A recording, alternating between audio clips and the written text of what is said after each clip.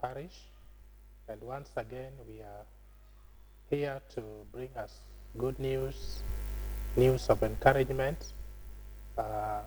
We know that this is a difficult moment in time, and we have to keep on encouraging our congregants and Christians at large. And so this is why we are here. I want us to read from the book of Exodus, chapter 16, beginning to read at verse 2. The book of Exodus, chapter 16, from verse 2. And the Bible records, in the desert, the whole community grumbled against Moses and Aaron. The Israelites said to them, if only we had died with round pots of meat and ate all the food we wanted, but you have brought us out into this desert to starve this entire assembly to death. Then the Lord said to Moses, I will rain down bread from heaven for you. The people are to go out each day and gather enough for that day. In this way, I will test them whether they will follow my instructions. So here we see the Israelites. They're in great difficult moments in history as Moses is guiding them and Aaron is also guiding them, and God is the key proponent behind all this. And we realize that it reaches a point in time when there is a problem, there's difficulty, and the Israelites do not know what to do. They are surprised. They are beginning to murmur and to say that you'd have rather left us where you found us in Egypt. And so I've titled this message, God's Providence at a Difficult Time Like This. So we see God providing for the Israelites. Number one, God is providing food in terms of manna and quails. And number two, God is providing water for them. And if you continue with the reading, you realize there was bitter water that was changed into sweet water that God provided to the Israelites. And again, God is providing direction to these people that during the day or daytime, God provided direction using the pillar of cloud. And at night, God used fire. And another thing that God provided is direction. Protection. Provided protection for these people. He had to protect them regardless of the very difficult moment that they found themselves in. And the last thing that God provided is His presence. That His presence had to accompany these Israelites regardless of the difficult moment they found themselves in. So the Israelites found themselves to be complete in terms of being with the Lord, in terms of getting their food, in terms of getting water, and in terms of getting direction, both at night and during, daytime, and also getting protection from God. And we can see here that today we are faced with the same challenge, and we need food. We need water. From news, you can see that people, grapple for water, and that water is not even enough for them. Some people have hiked prices, and so on and so forth. And we need divine providence at such a time as this, in not only in Kenya, but around the globe. And we are really in dire need of what God is in a position to provide for us. So I want to encourage our Christians that we can trust in God. And like Israelites, they thought they had come to the end. The Israelites thought that was the end of them.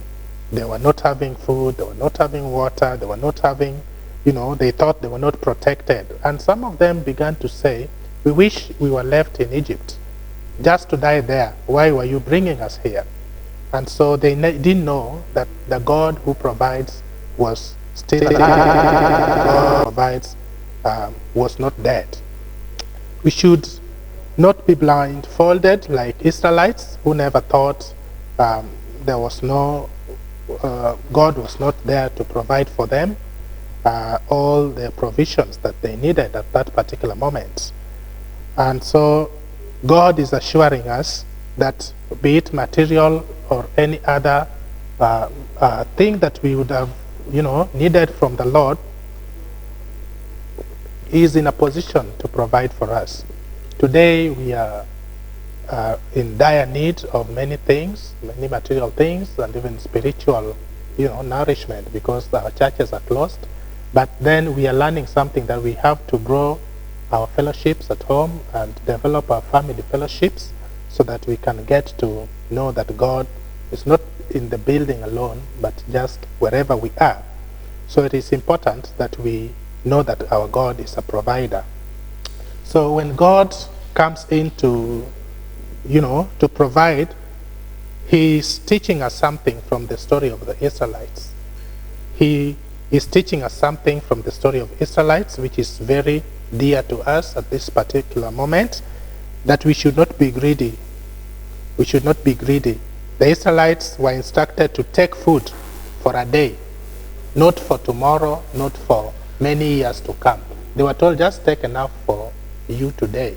And when we learn to take enough for today, this has a lot of implications, in the sense that we are learning to know how to share, that we have to share with the needy, we have to share with the less fortunate, we have to share with those who need us, to come together and share what God has provided for us. We have to inculcate the idea of sharing what we have, that which God has provided for us, with the less fortunate. So God wanted the Israelites to trust in Him each day, and each day, as God is faithful, we can see that He provided for them bread, and He provided that which was sufficient for them to eat, and that which was in a position to sustain them. And so God is a faithful God, and we want to trust that He's going to do the same to us, even in this particular, situation. Some people disobeyed and kept manna for the next day. And what happened to this? We realized that the leftover manna was spoiled and became wormy. There were worms that were coming out of the same. And we can learn as Kenyans, or around the globe, that greediness may develop into something that is wormy, something that is not pleasant before the Lord. Let us only use what we are supposed to use for this particular moment. Let us not keep excess food for ourselves, but trust in God's provision, that the same way He provided for Israelites, He will provide for us. One of the aspects, as I wind up, is that there is an aspect of instruction. They are instructed to take just enough for to take for the day. And so that is what we need to do as we consider and share with the needy. Another aspect of desperation, these people were, in a state of desperation, and they were like, you'd have just left us to die in Egypt. And they didn't know that out of desperation, when you're just at the verge of your end, you think your life is coming to, to end, then God picks up. God picked up, and God provided for them in a very special way. Provided water, as we have seen, food, as we have seen, protection, as we have seen, and so many other things as we have seen.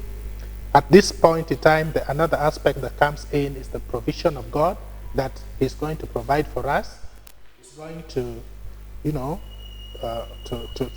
to let us have all that we need, even during this particular moment and after this particular pandemic that, has hit us hard. People are hoping for recoveries of jobs that have been lost. People hope for food security. People hope for social, aspect of life. And, people just need to interact, come together in the churches and wherever, in social clubs to celebrate. And we hope God will provide all this to us at the end of all this. So let us trust in God's provision, and let us not lose hope, because our God is a faithful God, and our God will never, let us down. At this particular moment, let's keep on praying, let's keep on practicing family fellowship, and let us not, give up, because our God, in the meantime, will do something for us, and that is special, special, protection to his people, like he did to his children who are suffering, the Israelites who are suffering, and they thought God had forgotten about them. God has not forgotten about us even this particular, pandemic time, and God is promising that he is faithful and he will never leave us alone. So be encouraged even as the Lord continue to bless us together. This is our appeal to us, and let us not lose hope because God is with us. This is what we'd like, to drive home. And we want to thank you so much. We want to bless the Lord for you, and we pray that as you continue to pray, eventually God will take us somewhere. This is our hope. This is our, we hope that God is faithful and is going to do it for us. So let's be blessed together as we continue to pray and as we continue to trust upon the provision of God himself. In the name of God the Father, Son, and Holy Spirit. Amen.